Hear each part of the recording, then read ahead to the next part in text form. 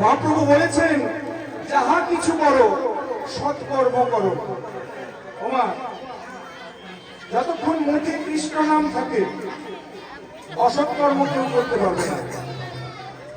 এটা সত্য কথা।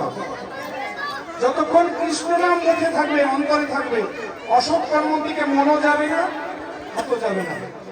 তাই সবসময় কৃষ্ণ নাম নিতে হবে। কৃষ্ণ নাম নিতে কোনো বাধা নেই এবং কোনো কর্ম করতেও বাধা নেই। কৃষ্ণ নাম কেন করতে বলছে? কৃষ্ণ নাম যতবার করবা অসৎ কর্ম কেউ করতে পারবে না।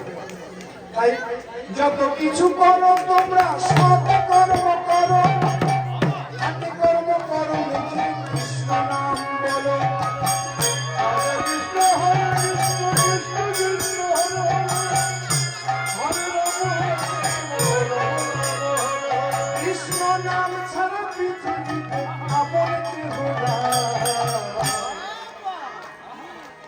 নকল ছেড়ে আসলে